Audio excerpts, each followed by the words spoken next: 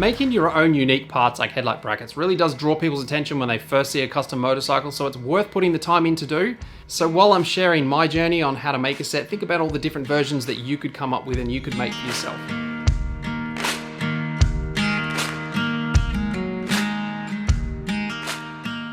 So this machine is a manual sheet metal roller, and you can make some really cool stuff with them, getting those nice consistent curves.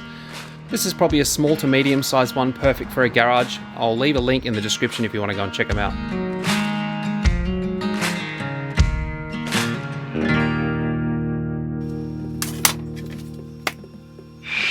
So this is the design. It could change from here, but this is the basic layout that I was kind of go for.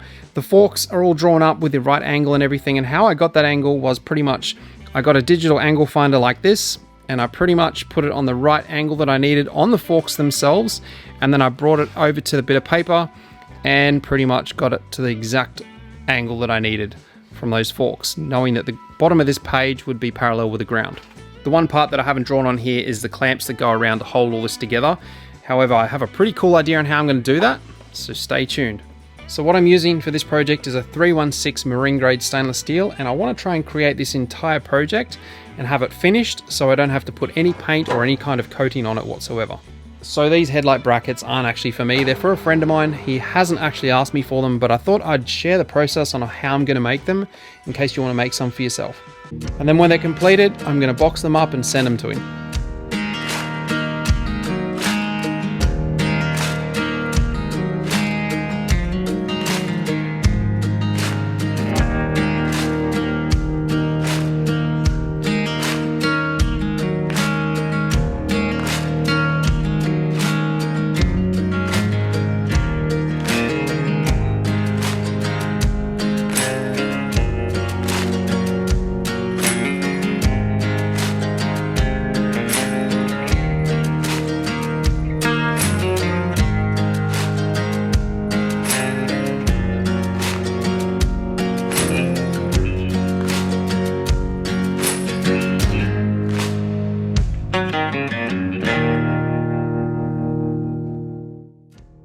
Whenever you're trying to drill a hole into something like steel, and especially stainless, and you're finding the drill bit wants to wander, even though you've done a center punch mark to try and locate exactly where you want that hole, the easiest way to fix this is to drill a pilot hole, which is a smaller hole first to allow the bigger hole to go exactly where you want it to. This could be common knowledge for some, but for others, it's a good tip to remember. And in my case on the metal lathe, I always use a center drill set. They're perfect for this application. They come in all different sizes. Alrighty, I've come inside because there's actually nothing in there. I've come inside because I need a new battery for my automatic welding helmet. I went to do some welding and just realized that the battery is dead, so it's not automatically darkening. So I've got to go down and get one of those, but it's a public holiday today and they don't usually carry all of the battery sizes. It's one of those little button flat batteries. So wish me luck, I'm gonna go and do that. But before I do that, I'm gonna make a coffee. And I'm gonna use this guy. The reason for that is because I'm about to go on a motor camping trip and I want to make sure all of my gear works. And so I'm just testing a few of my camping bits and pieces, as you can see behind me on my pool table, just to make sure everything works, because I don't want to get out there and then find that I have the same issue that I'm having with my welding helmet right now. So let me know in the comments if you have or haven't gone motor camping and whether it's something that you'll be interested in watching a video on.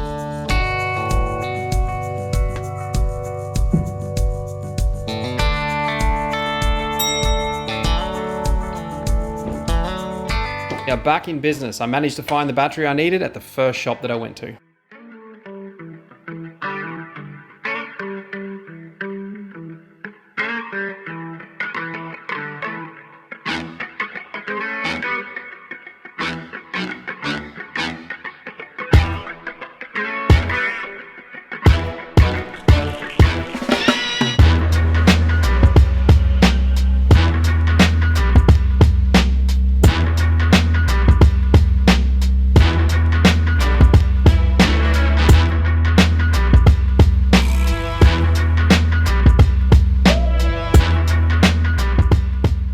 I was going to make a mounting position to put these turn signals on, but the actual bike that this is going on already has turn signal brackets, so I didn't need to do that.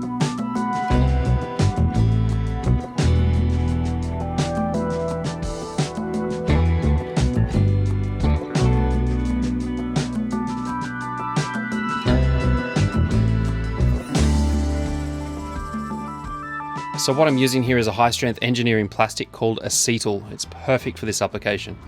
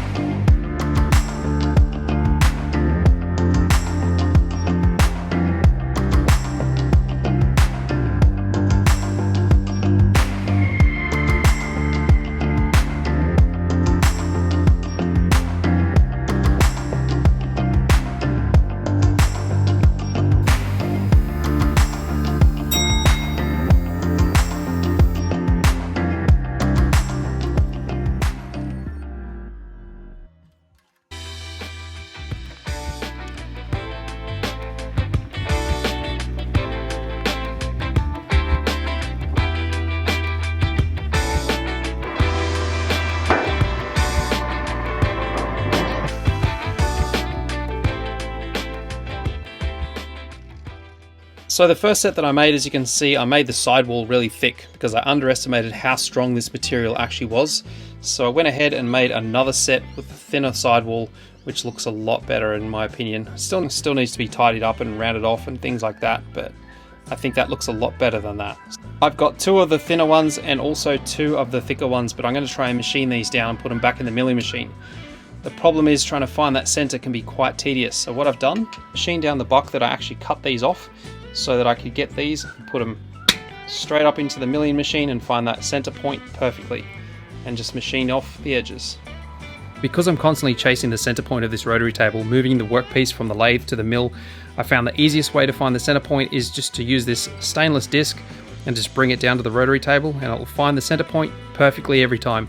Really doesn't need to be any more accurate than that for a project like this, but if it did, I could always dig out the old dial indicator. So I went ahead and rounded both of these ends here. As you can see, it's pretty easy stuff to sand with a 120 grit sandpaper, and center marked them so I can drill holes in both of those.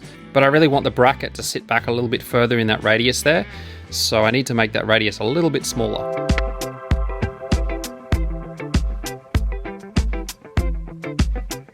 And that should be just about perfect. I'm cutting a shallow pocket into both sides of this clamp so that the head of the nut and bolt can actually sit perfectly flush. It won't actually need a nut on the back because I am tapping a thread into the plastic, but just in case it gets over tightened and it strips the thread, you can always put a nut on the back. I'll leave a link in the description to all of the tools that I've used in this video, including the milling machine, the lathe, and the bandsaw.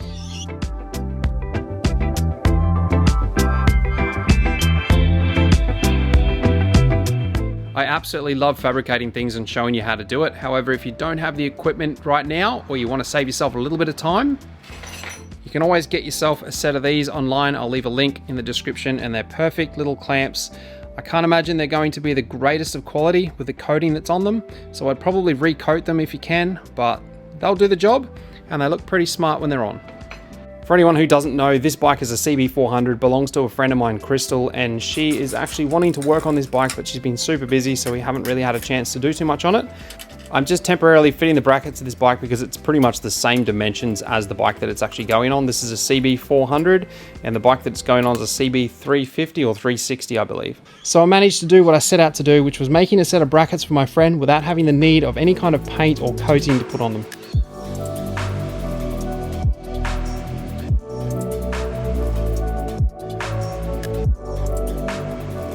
I really hope that my friend is as happy with them as I am, but if you got these as a gift in the mail, let me know, would you be happy with them? If you've enjoyed this video, here's another couple I put in a playlist just like this one that I know you're gonna love.